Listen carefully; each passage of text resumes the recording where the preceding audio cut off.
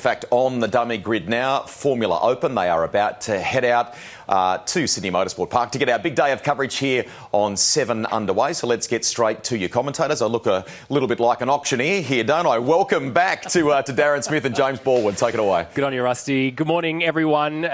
Fantastic racing to come here at Sydney Motorsport Park. And if you joined us yesterday, we've said goodbye to Thomas Randall. We've replaced him with a man who knows so much about open wheelers. It's Darren Smith. Welcome to the broadcast, mate. Thank you very much, James and Stubbsy and the guys in pit lane. Great to be back on the Shannons Speed Series, particularly this colour spec Sydney Motorsport Park weekend here. I love Sydney Motorsport Park. It's such a challenging circuit for drivers. It's a challenging circuit for commentators sometimes too when it starts to rain and half the track's wet and half the track's dry. And this is how it looks as we head over to the track map. Very, very fast turn 1 and can present lots of challenges down into 2. Up over 3, you go over the tunnel as you exit the circuit there. 5 and 6. 6 used to be a little flip-flop. They've changed that a number of years ago now. Down to 8 where the big power stanchions are, and wide open throttle all the way to the top of the hill and try and hold that triple apex. Run the car as fast as you can out of the final turn past the famous grandstand there, James, and that was a very quick lap of Sydney Motorsport Park right there. And some great opportunities to overtake. We saw that yesterday, didn't we? Going in through turn 1. Turn 2, the big action point for Sydney Motorsport Park yesterday, especially in that inclement weather. Will we see the same again today? This is a driver's track, as we've said many times yesterday, and we can see cars for the GT Australian Formula Open ready to take the track. But we do have a very special car. Let's head down to Richard Crail with more.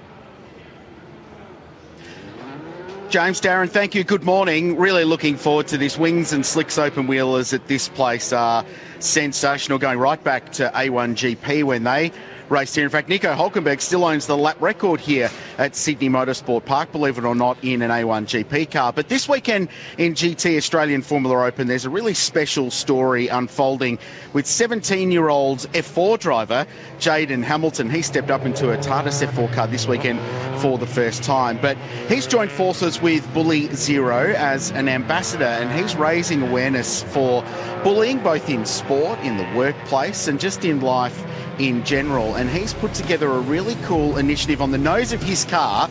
You can see it there. He's got the hashtag No Social Hate that Chaz Mostert has made so well aware in our sport.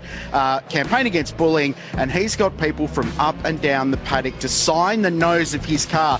So talk about making a statement, guys. He is carrying that with him in all of the GT AFO races this weekend. It's a tremendous cause from a 17-year-old who coaches and works with young drivers aged between 11 and 18 at the Le Mans Driver Academy. So he's active in supporting young drivers in our sport, even though he's one himself. I think that's a great campaign. Well done, Jayden, Tim Macro Racing and all the team, Philippa and everyone who's worked to promote that.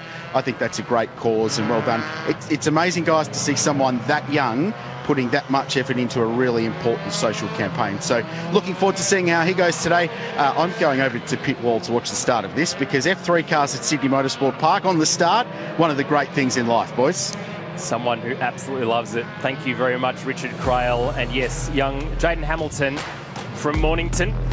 It's a fantastic thing. We spoke about it yesterday with Thomas Randall as well. Let's have a look at how your grid lines up for race 2 of GT Australian Formula Open. Ryan McMillan will lead us away with Thomas Gallagher, the teammates who lock out the front. Kyle Evans, who got an absolute ripping start yesterday around the inside, will start in 3rd alongside Rodney Baker.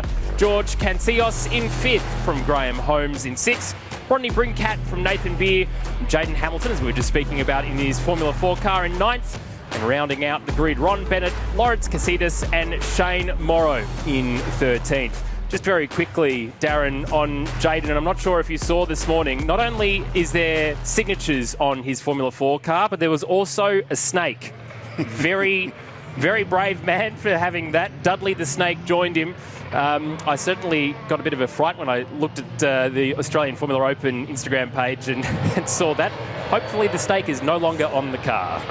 Couldn't agree more. Now, this is the very challenging aspect in an open wheeler car. Coming down this hill, it is a slight decline. The dance that the drivers have to do between the pedals and the car, the clutch, the accelerator and the brake.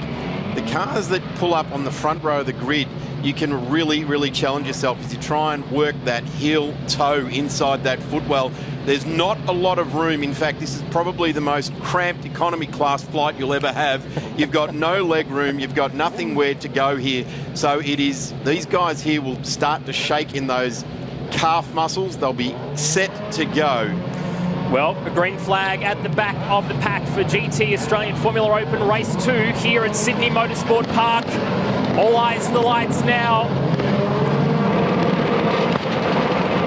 And we're racing in Sydney. A much better start from the front of the grid for Ryan McMillan. Thomas, though, getting a little bit solid up. Kyle Evans on the inside. He'll make the pass into 2, holds him off. And a cracking start from Ryan McMillan sees him disappear into the distance into turn 2. Everyone seems to have got away pretty cleanly. Here's Thomas looking for up